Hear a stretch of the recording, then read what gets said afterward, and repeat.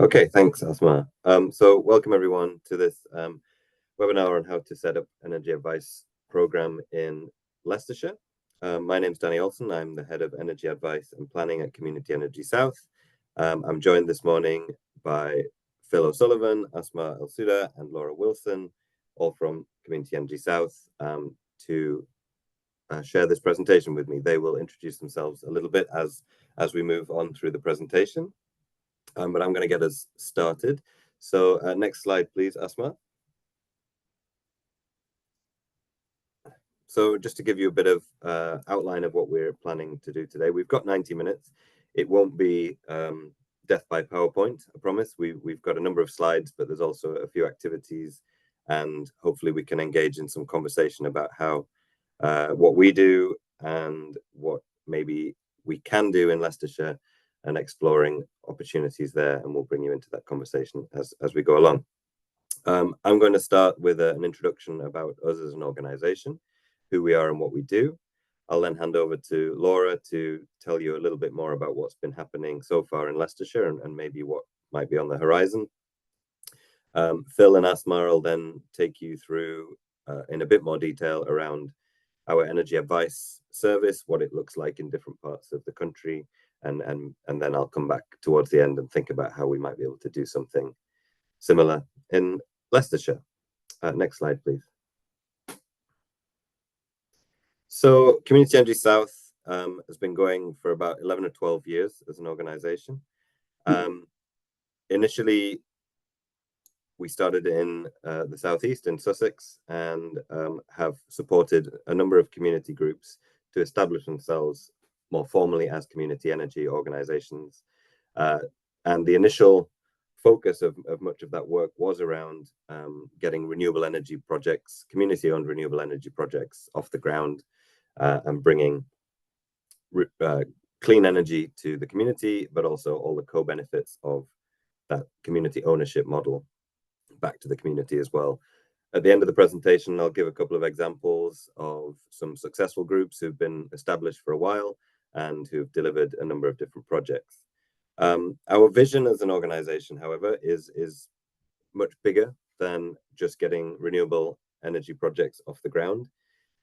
We want to see every district, borough, and unitary authority across the country benefiting from a community energy group and a regional community energy steering group becoming established. So I think what that will look like on the ground is hubs in market towns, for example, servicing surrounding villages and the rural areas, and just meaning that people can get independent, free, community-based advice for their homes, for example, home energy, and also the community energy company can begin supplying the local community with green energy as well, and those co-benefits. Next slide, please. So we offer three primary strands of service at Community Energy South: powering up, powering down, and energy planning. These are all fairly obvious in terms of what they aim to do. Powering up is all about generating renewable energy, and it could be through heat networks, renewable energy projects like rooftop solar or even ground-mounted solar, wind, hydro. These are all things that have happened across the country, as well as low carbon transport opportunities as well. That the main route to delivering those is through community finance, which is often through a share offer model where communities and individuals within the community can invest in that project and then see the returns on their investment, both directly and indirectly through kind of the benefits that come back to the community. So that's the powering up model. What we're primarily here to talk to you about today is powering down, which is thinking about how we use energy, how we can reduce our energy use, how we can save energy, save money in the process, and obviously reduce our emissions and impact on the climate through our energy use. So we train and recruit energy champions across different parts of the country who are local, trusted people in their communities, and they provide that advice that is completely independent and not trying to sell anything, helping people from fuel poverty situations, helping them with their energy bills, communicating with the energy provider, for example, right through to helping people think about how they can retrofit their homes, get a heat pump, get solar panels, EVs, and everything in between. So that's energy advice and powering down.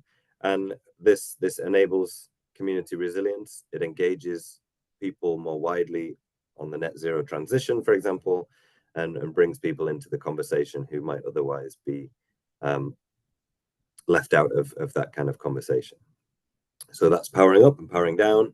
And energy planning is our kind of third arm of service, where we build on powering up and powering down opportunities to help a local community think about their transition and how they're going to move towards a more carbon neutral future and reducing their energy demand whilst generating more energy locally, and planning for that and building that into their kind of short-term and long-term local plans. So that's us in a nutshell, and I will now hand over to Laura to kind of give you a bit of an overview of what's happening in Leicestershire. Thanks, Danny. I think most of you have been on the previous calls, so just a reminder about the programme that's currently underway in Leicestershire. So Community Energy South is currently working with Leicestershire County Council and Green Fox Community Energy as part of a multi-partner project programme that's funded by Innovate UK. So this is running until November 2021. So the idea is that we've got funding from Innovate UK to develop local area energy plans for each of the 7 districts in Leicestershire, which will really be able us to expand a bit more about what Danny was saying about mapping out a planned route to net zero. And Leicestershire County Council were very keen that this was as participatory as possible with community energy and the community energy sector. So our role within the wider programme is to deliver what we've called community energy pathways, which is really helping to build a network of community energy organisations within Leicestershire that can be part of the delivery of the local area energy plans in those areas. As you know, we've started the process of bringing people and groups together, and we've got a number of groups already identified that want to take part in this programme. And what that will mean is that we can offer training and support and mentoring to help individuals and groups deliver projects in their area, be they the sort of powering up projects, the sort of energy generation projects or heat generation projects that we've referred to in previous calls, or we've also got a portion of work that's going to be focused on the energy champions and energy advice. So that's why we're here today, to learn a bit more about the process involved in that. What we want to do, what I want to get to, is get to a position at the end of the programme where we've got a sustainable network in place that can not just be the start of delivering projects, but can also feed into those local area energy plans and help deliver projects that arise from that. So we're working towards creating a strong network in Leicestershire, and we realise we're starting on, Leicestershire's not got many community energy organisations in place at the moment, but we know that there are groups and communities that are keen to get something off the ground, and that's what we're going to build on through this programme. Next slide, please, Asma.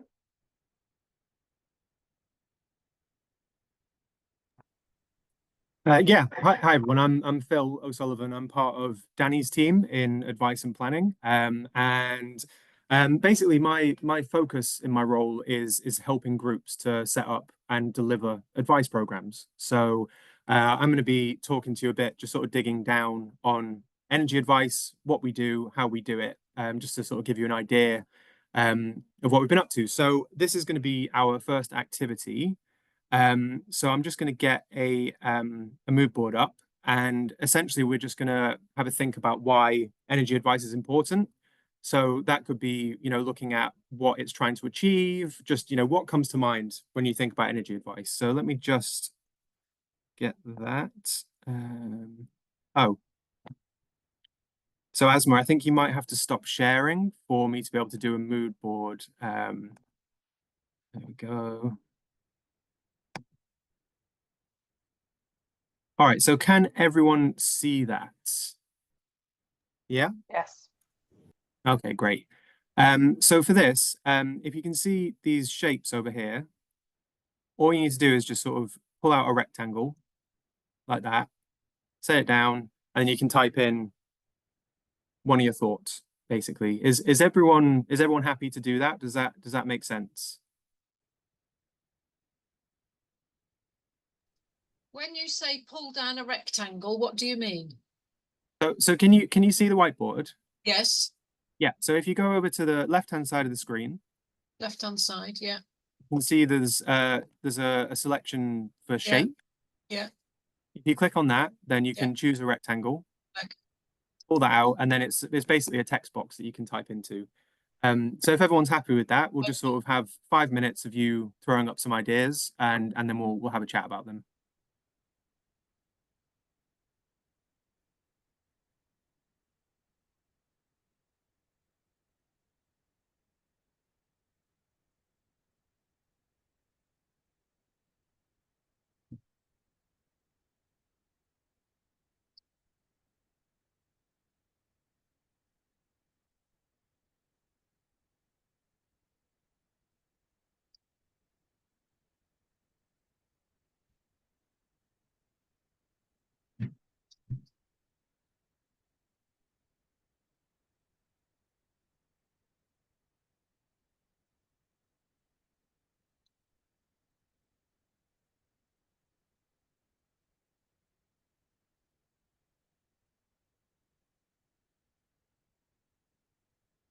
Okay, is anyone struggling with the sort of tech side of things? Is that all working okay for you?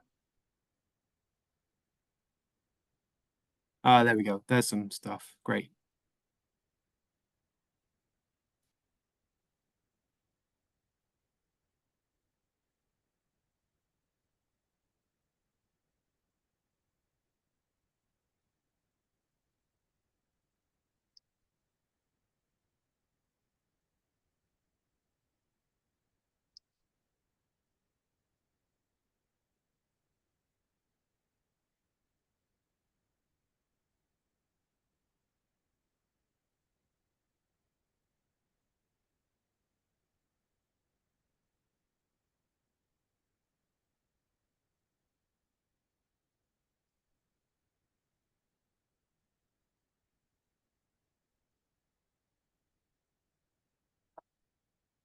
It's moving around all over the place, which is very off-putting. Does that have to happen? Oh, that might be because I'm looking at the different things, but I'll leave it still, and maybe is that still for you now? Yeah. I Okay, started great. typing in a box and now I can't see it. Sorry, I didn't realize that me scrolling would affect everyone. So yeah, thanks for letting me know. I think there's also a little tab at the top that says stop following Phil O'Sullivan, and if you click on that, then it'll stop moving Ah, around when Phil moves. Thank you. thanks, Asma. Thank you.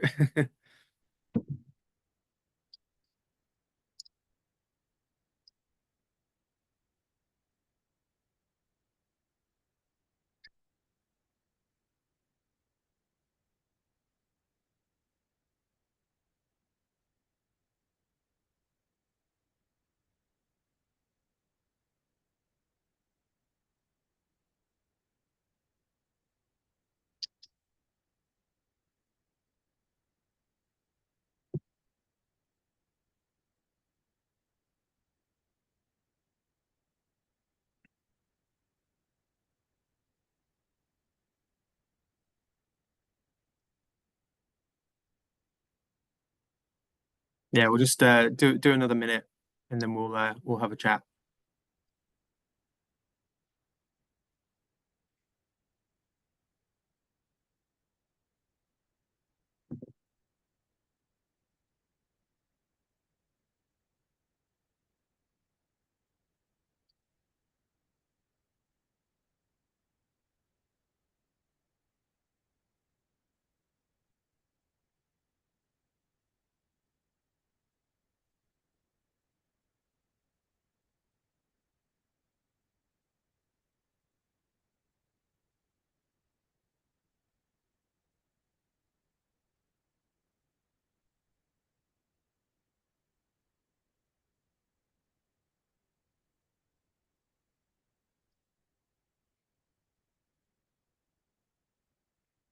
Okay, all right. Let's leave it at that, and let's have a look at what we've come up with. Let's see.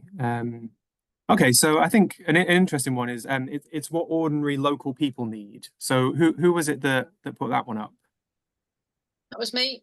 Judy, hiya. Yeah, could you Yes. expand on that a little bit? Just sort of tell Yeah, us what. I live in Market Harbour and I'm part of the Harbour Climate Action Group. Okay. You do get out and about talking to people, and it's what we're constantly finding. They're saying, well, I don't know where to start, or I wouldn't trust anybody that I just found on the internet, or, you know, I want to do these things, but I don't know how to. Or Yeah, how to get the money for it as well. For sure. Yeah, no, that's a really important point. And yeah, obviously it's a huge part of what we try and do with our champions. So let's see. So we've got knowledgeable and trusted. Again, that's really, really important. And I think so it makes it easier to address local needs. Who was that? Who added that one? I did. Okay, hiya. Yeah. Can you tell us a little bit about what you were thinking with that one? Well, the idea of for me, the idea of energy planning, it has to be able to deal with whatever the local community needs, or else it would be, for lack of a better way to describe it, a white elephant project. Yeah. Depending on the size. So, and the whole idea of energy planning is to be able to get it to be tailored to the realities of the local community and the requirements of the local populace. Yeah, absolutely. Yeah, and that's so that's something that we try and sort of incorporate from the energy planning, local decarbonisation planning side and the energy advice side. We try and sort of bring those two things together where we're kind of co-creating the plan through the advice and the information that we gather as we're working with communities. So that's again a really, really important one. I think as well, yeah, affordable is, you know, it's again really important that everyone is able to access energy advice. So yeah, I think that's another really, really good one. Great. Okay, so some really interesting thoughts here. Great. So Asma, I'm gonna jump out of the whiteboard if you can go back to sharing the presentation for us.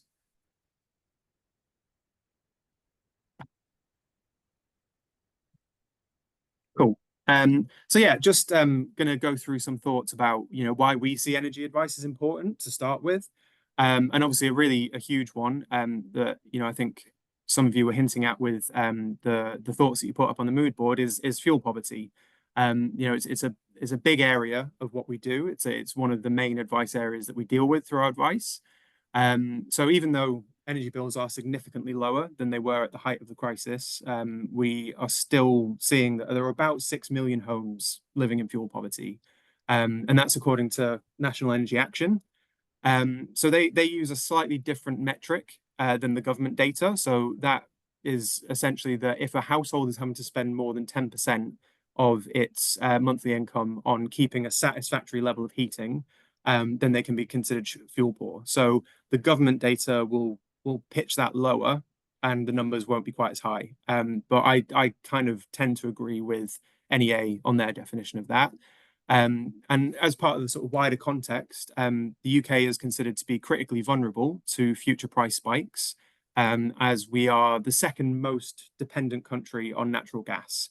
The majority of that is imported, which means that, you know, whatever's happening internationally can have huge implications on what's going on locally and people's bills.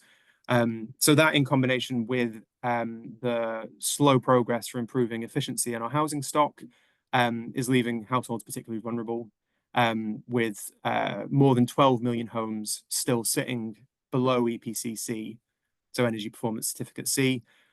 So even though the height of the fuel crisis has sort of technically passed, fuel poverty is still a really serious issue that we're dealing with. And obviously, you know, fuel poverty impacts people in a number of ways, from increasing the chances of cardiac issues and strokes in elderly and vulnerable people, to increasing feelings of social isolation, and depression.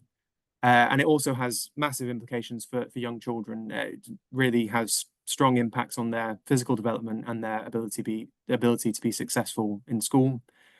So our champions being a trusted face in the community, again, it's one of the main themes that came up in that mood board, is a really key aspect in helping people deal with the sort of harshest aspects of fuel poverty. And we'll talk a bit more later about what our champions actually do to help address that. So can we have the next slide, please, Asma? And yeah, on the other side of it, so we've got sort of fuel poverty on one end and carbon emissions on the other. Again, it's a big area of advice for us that we are looking to sort of help people with.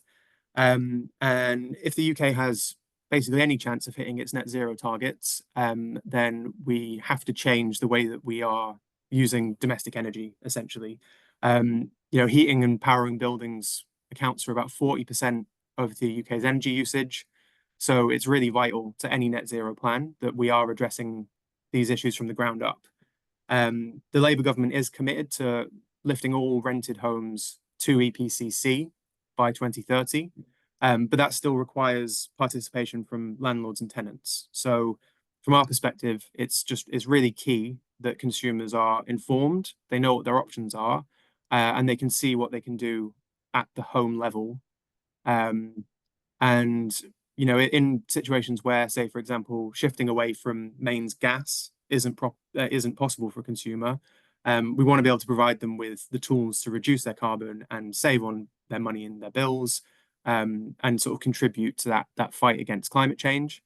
And our champions aim to make sure the public is aware of how they can do this, but while still living comfortable lives in warm homes, because that's a really important aspect of all this, that people are comfortable, safe, and secure in their homes.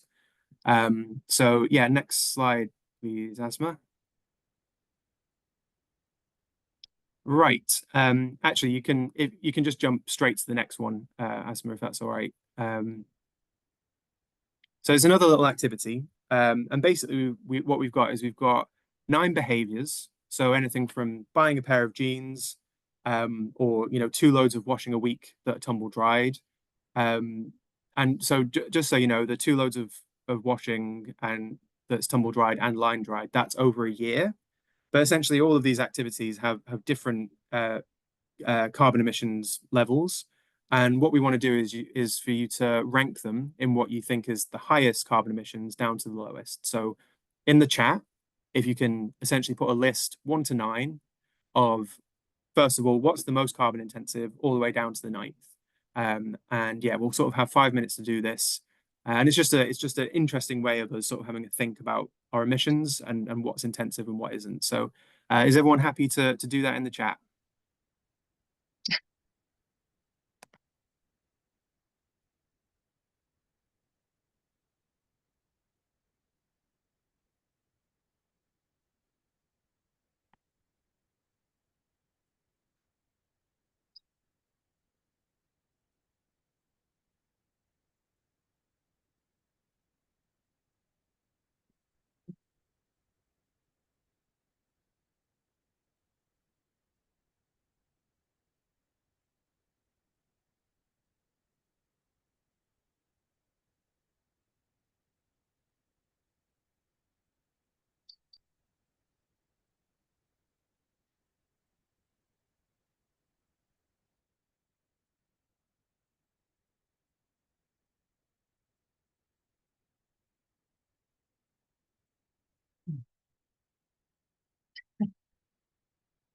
Technology's let me down again.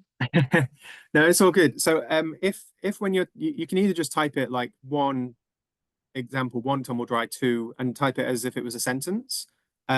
Or if you hold shift when you press enter, then it will just notch down. Okay.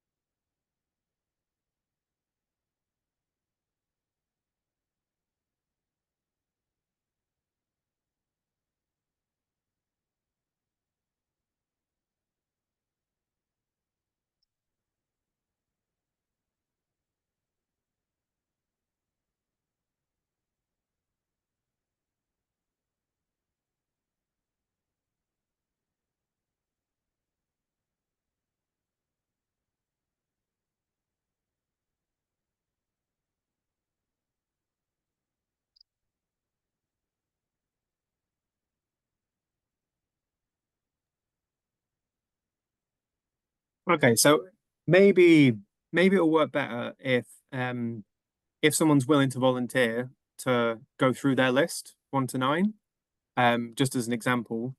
But let me know how you're getting on if trying to get the list in the chat is working out.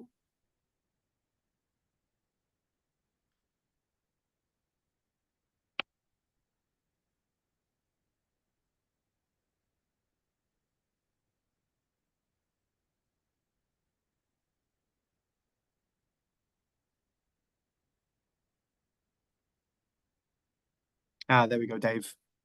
Nice one.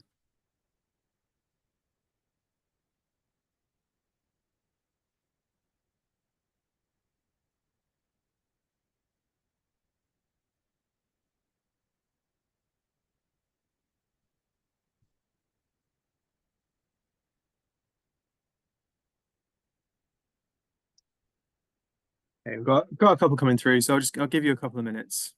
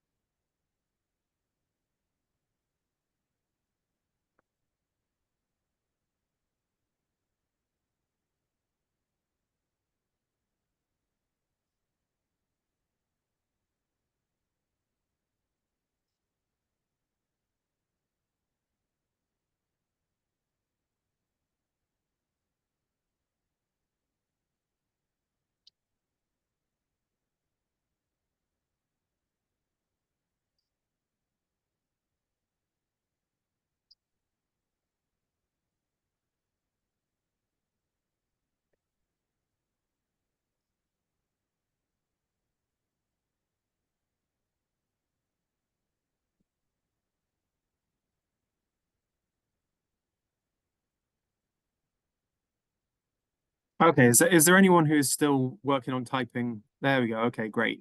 There's another one. Now they're coming through. Perfect. Interesting. Tumble Dry is coming out #1 for a lot of you. That's interesting. Okay.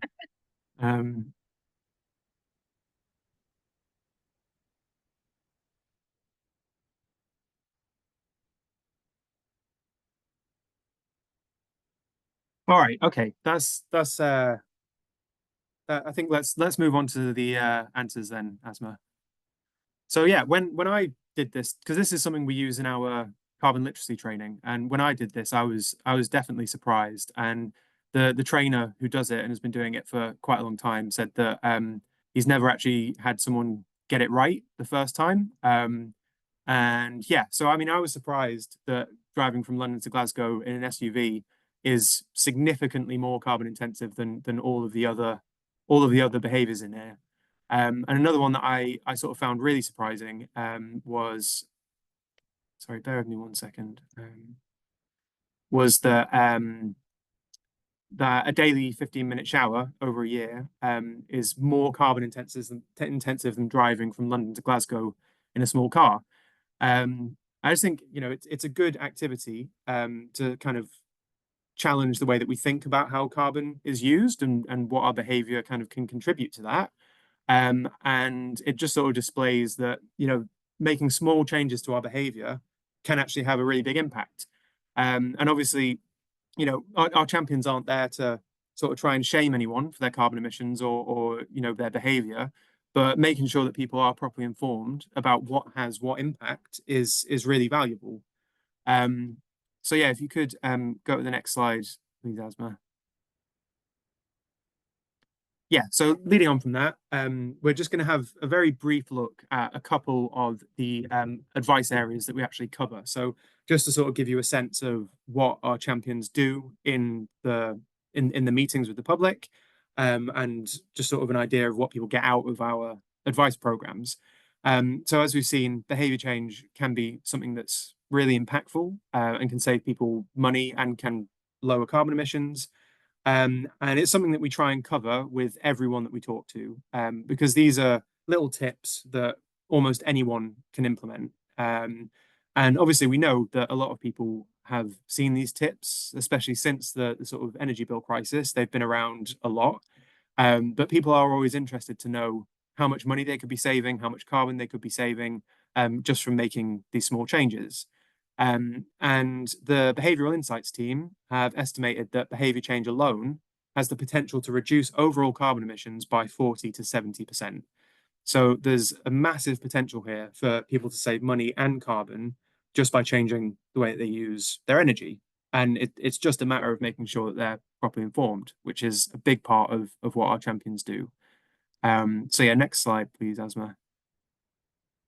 Yeah, and another sort of on the other end of the spectrum, the sort of much more sort of intense advice and that sort of leads to installation is looking at solar and heat pumps. And essentially, at the minute, the UK government has a target of 70 gigawatts of installed solar, and they want to get that done by 2035. But currently, we only have 16 gigawatts installed, mostly on domestic buildings. And so it's obvious that there's significant work that we have to do. So our champions are able to provide home visits for some of our customers, and they can provide information on suitability for solar, as well as information on funding and financing for getting solar panels installed. And on heat pumps, there's a lot of misinformation and misunderstandings about what heat pumps are and how they work. But obviously, if customers are able to get access to grant schemes and the correct size of pump is installed correctly, they can be a really cost-effective way to decarbonize your property and save money in the long term. So it's really important for us that customers are getting the right information, understanding what the options are out there. And also part of the work we do is to develop relationships with trusted installers so that we can make sure that customers are supported through that process by someone that we know to be qualified and experienced in these types of installations. So yeah, next slide, Asma, please. Yeah, so another really key area for us is scam awareness. And it's something we try and talk to everyone that we speak to about scam awareness. So at the height of the energy crisis, 110,000 people were impacted by door-to-door prepayment scammers, who basically targeted people with knockoff, supposedly discounted top-ups. But obviously they weren't legitimate, and it meant that people were paying for the scam, and then they were paying for their energy again on top of that. And we're seeing as more and more green grants appear, so more legitimate funding is available.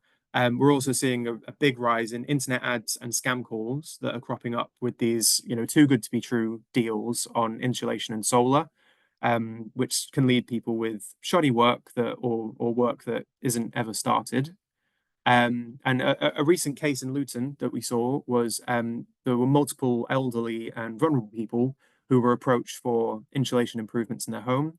And this was poorly done, and it led to the homes being damp and moldy, and in some cases, people having mushrooms growing out of their wall.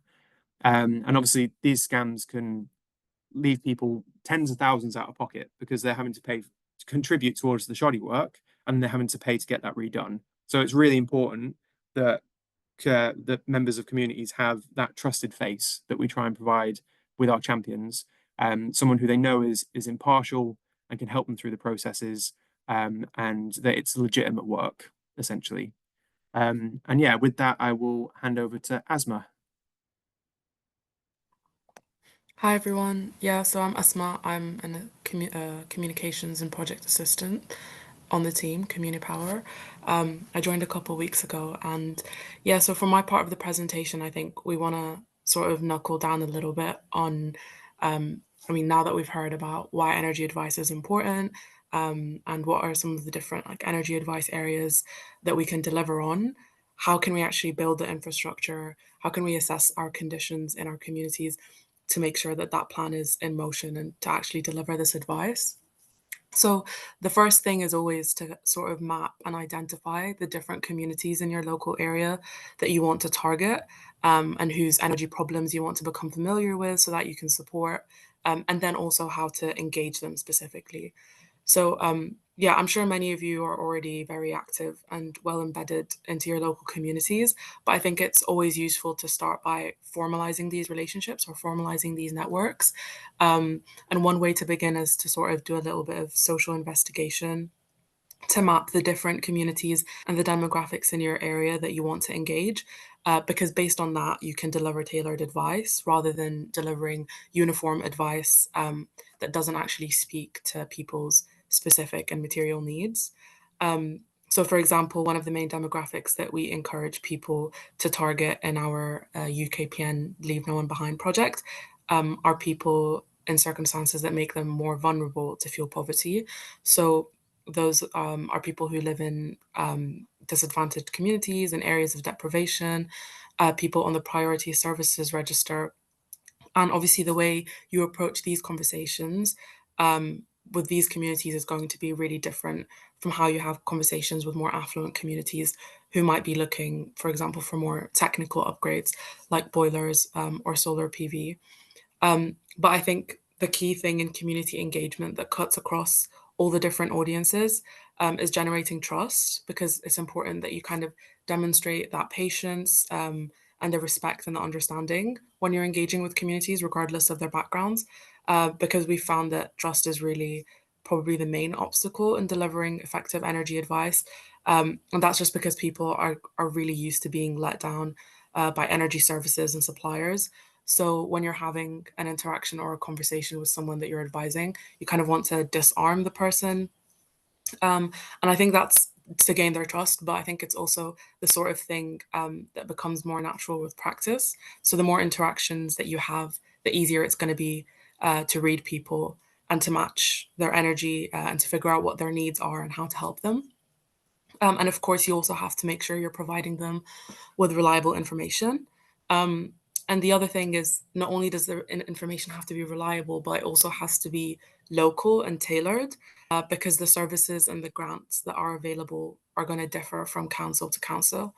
So, of course, there's generic advice that applies across the board, like some of the stuff that Phil covered, but then there's also stuff that's going to be different, especially for people from low income backgrounds. So if you're recommending grants, that's going to differ from council to council.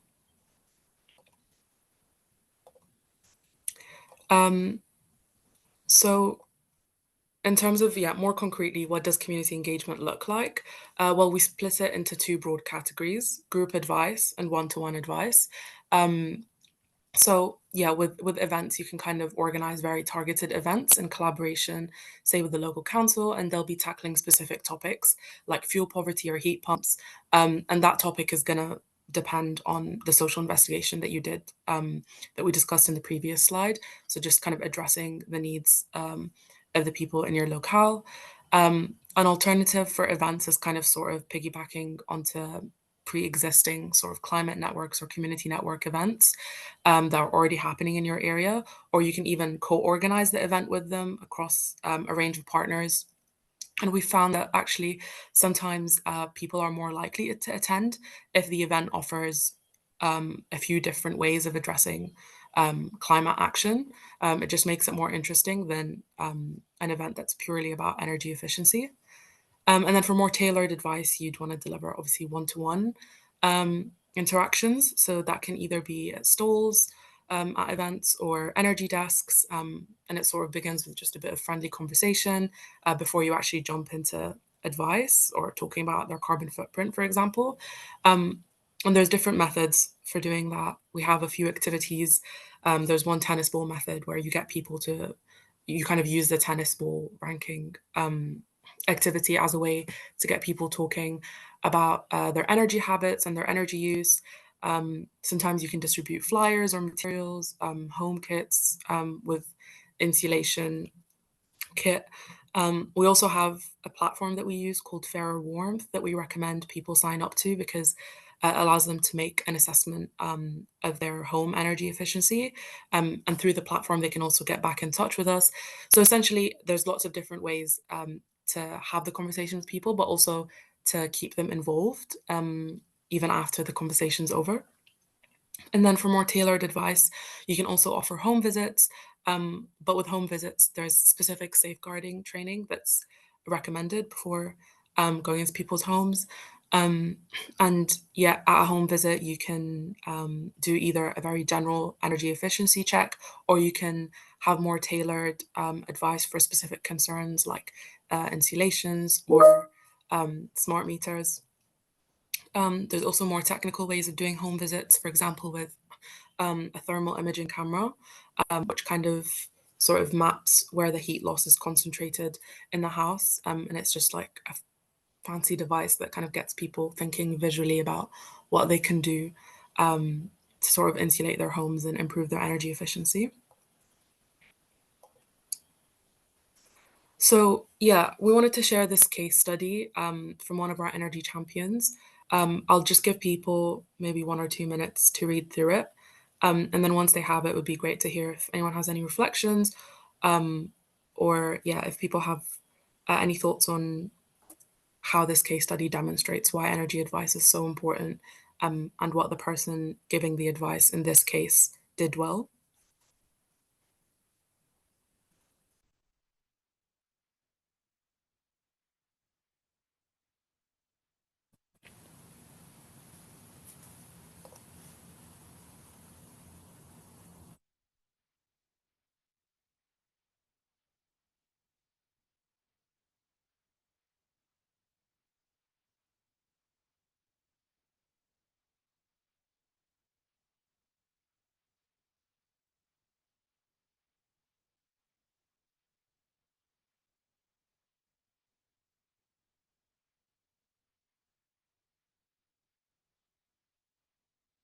Okay, if people had a chance to read through it, does anyone have any immediate thoughts or reflections?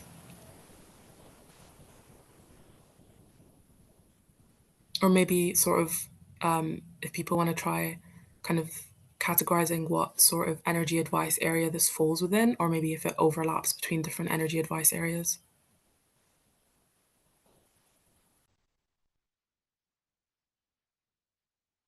Okay, that's fine. I'll tell you.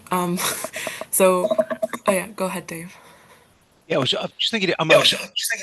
It's a great result for the for the actual individual, but it didn't actually result in any change of behaviour or reduced emissions. But it's obviously a very good example, and I suppose it's a bit shocking that situation could arise from something that was faulty in the first place. Yeah, 100%.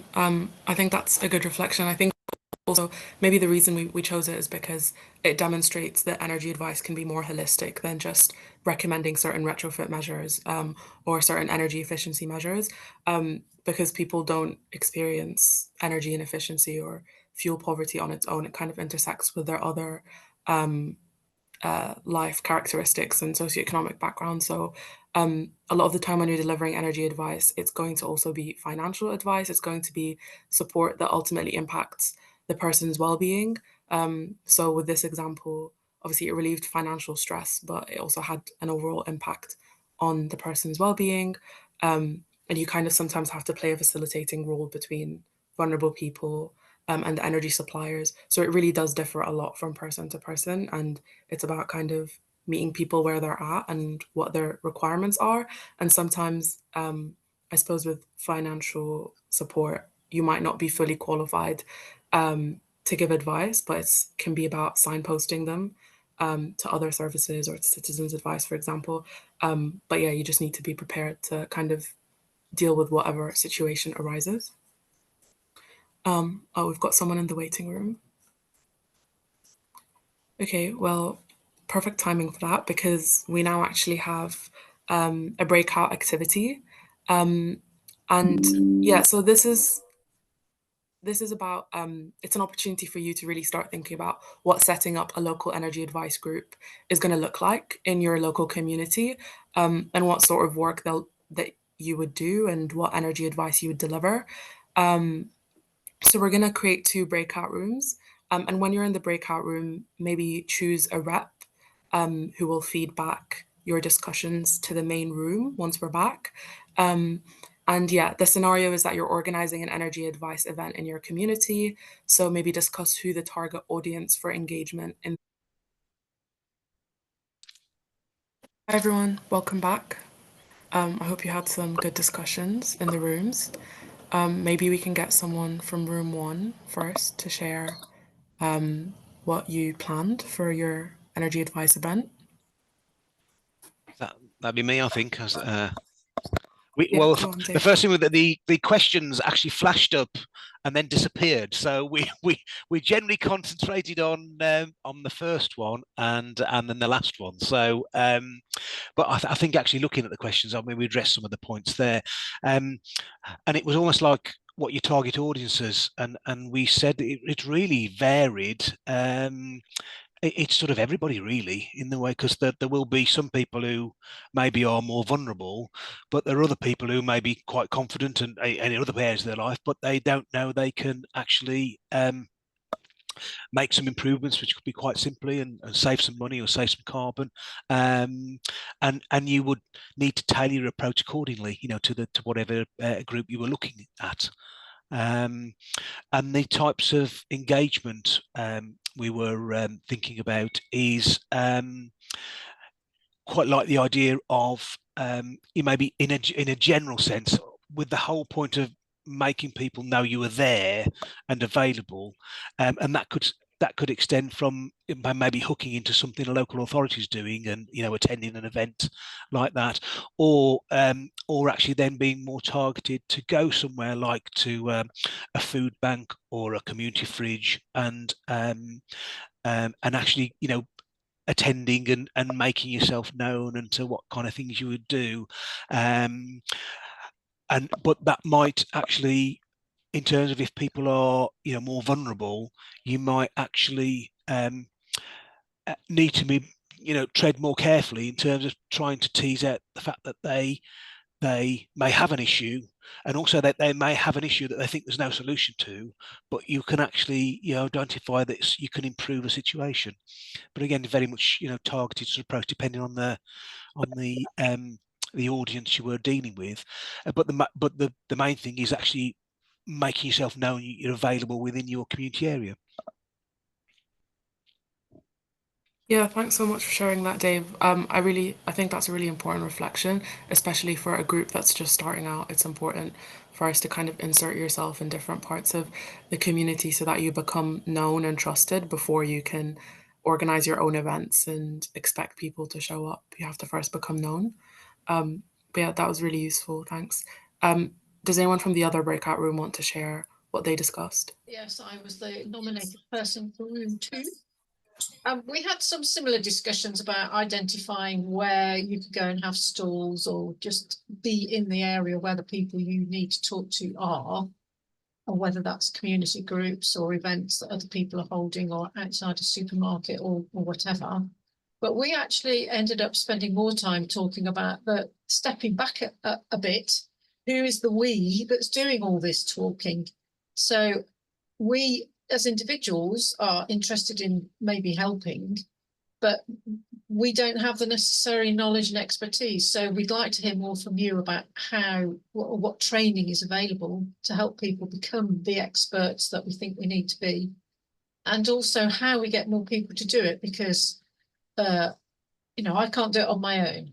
And I know I am part of a group in Market Harbour, but it's a very small group and we do lots of other things. And so the idea of just focusing on being energy champions at the moment is not feasible. There's not enough of us to do it. And we're looking to how the wider project that you're part of can help us develop that network that we can then be a bit more positive in going out and talking to people. So 2 things we need more help with before we can actually pin down where we're going to have a stall. Judy, can I just ask, so you're in Market Harbour, do you actually cover the whole district or is it the town? Well, in theory, it's the whole district. In practice, because there's so few of us, we focus most of our energy on doing things in the town. And are you a separate group from Harbour Energy? Yes, so just to go, I won't spend too much time going through the history, but there is a link between Sustainable Harbour Community and Harbour Energy, as was, although that's now called Solar One, I think, Carl, isn't it? But that came out of the original Sustainable Harbour Community project. Yeah. So it's separate from what's running now. So what I'm part of is an activity group within Sustainable Harbour Community called Harbour Climate Action. And we're completely separate from Solar One, although there's no reason why we couldn't be linking up to do activities in conjunction with them. Yeah, and then we find this a lot in terms of climate action groups who are interested in energy. It's often they're doing lots of other things like biodiversity, real nappies and whatever it is. So there's almost a subsection of people within that are interested in the energy side of things, and it's building up the volunteer net resources within that group as well is really key, because otherwise you don't want to get fatigued. But I think Asma and Phil are going to talk a little bit more, or we can talk a little bit more about the sort of support we can offer, because it's very much going to be tailored, I think, to what is needed in Leicestershire. But we can definitely offer that training piece as well, and advice on how to reach more people to volunteer with you and engage with people that they might want to participate in offering advice. Yeah, so I'll hand it over to Danny, because I think the next part of the presentation is going to cover all of that about the sort of support that we offer. And like Laura said, it's going to very much depend on your needs and where you're at in terms of building an advice group. Thanks, Asma. Yeah, and thank you, Judy, for that very well-planned segue. You obviously got the memo.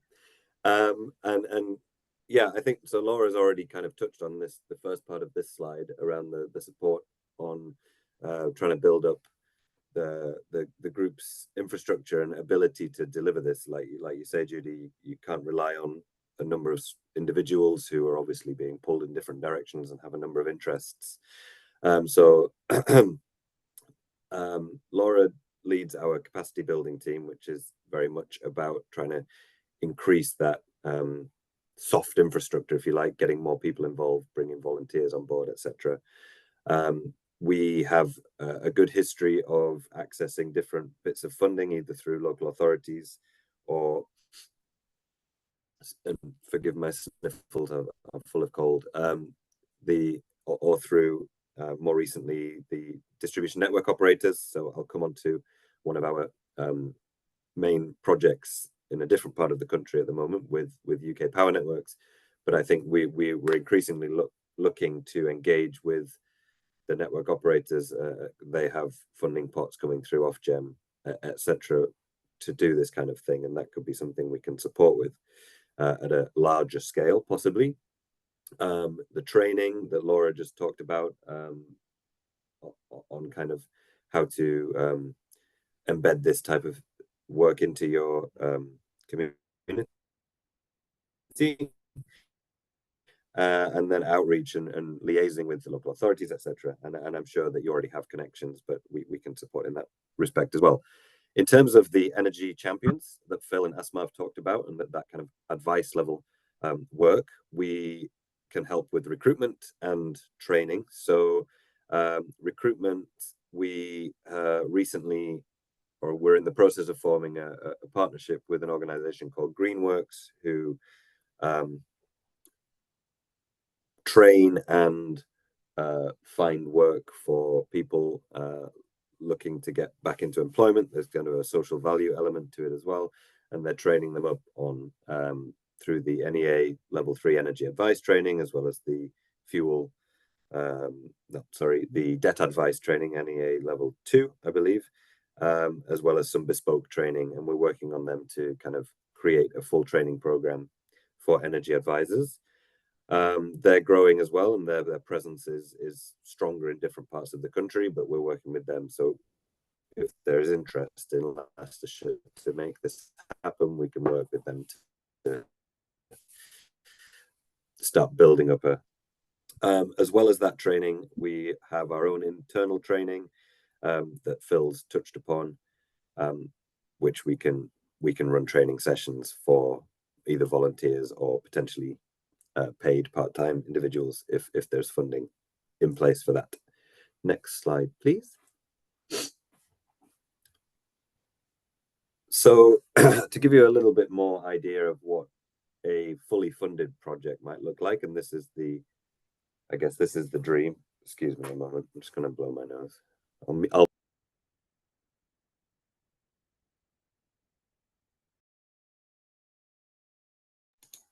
Sorry about that. So the map on the right kind of shows the network operators across the kind of center and south of the country. The highlighted area is the UK Power Networks footprint, which obviously covers a large part of the country, but not Leicestershire. So UK Power Networks have the Leaving No One Behind project. They're working with a number of different organizations, of which we are one, to reach lots of their customers. I think they're aiming to reach 1 million customers in the current funding period, so up to 2028. So we're currently this year reaching 20,000 people across that geography. And the way we're doing that is by supporting local groups, so like yours, Judy, to deliver locally. So there's funding available, and there's training, and there's that recruitment support that I talked about for these groups on the map. And they're delivering somewhere between 500 and 1,500, depending on kind of how confident they are and how much of that human infrastructure, should I say, they have in place, and how many people they think they can reach. But across those communities, we're confident we're going to reach 20,000 people this year, and that funding should continue next year as well. So we're looking to replicate that. We're in conversation with other network operators to try and bring a similar model to other parts of the country. So, of course, if that happens with, I think National Grid is the network operator in the Midlands, then we can, of course, come back with a much more attractive offer with money attached. But I think there's other opportunities as well. But that's kind of the model that's working very successfully at the moment. Next slide, please. So finally, and we should have 10 minutes or so if there's any questions or discussion. I just wanted to talk about two groups that we can kind of hold up as great examples of community energy organizations that have really established themselves as trusted voices in their local community, not only in terms of the energy advice, the powering down side, but some of the powering up elements as well. So Uvesco, Ouse Valley Energy Services Company, is based in Lewes in Sussex, and they've been around for a long time now, over 10 years, and they've delivered a number of projects, including rooftop solar on Harvey's Brewery and a number of school-based renewable projects, and they're also delivering energy advice projects with us in that UK Power Network project, as I mentioned. And they've been able to leverage funding of their own as well. So we've supported this group to build up their infrastructure, start delivering projects, and they got to a point a couple of years ago where they were able to directly apply for National Lottery Climate Action Fund funding to bring that money in for themselves. So it's a really nice example of how we have, as an organization, supported a local community fledgling group to really establish itself, start delivering projects, and then become self-sustaining and bringing funding without us as well, which is great. Next, please. Greensands Community Energy, it's not quite as old as Uvesco, been around a couple of years, I believe, and we've helped them to go from nothing to having 8 directors leading that group, a number of community engagement events with a kind of a growing membership. And again, they now are one of our partners in the Leaving No One Behind project. And they've got 14 energy champions now, paid part-time energy champions delivering energy advice across central Bedfordshire, as well as working on 3 school rooftop solar projects. So just a couple of examples there of what we can help you achieve in terms of building that infrastructure and then getting some projects going as well. Laura's team can really help with the kind of the ins and outs of that powering up side of things, and my team can help you with energy advice and trying to get that infrastructure in place to start reaching people in your community with advice. I think that's the last one. So I guess the final pitch, we've got 10 minutes left. If there's any questions, of course, we'll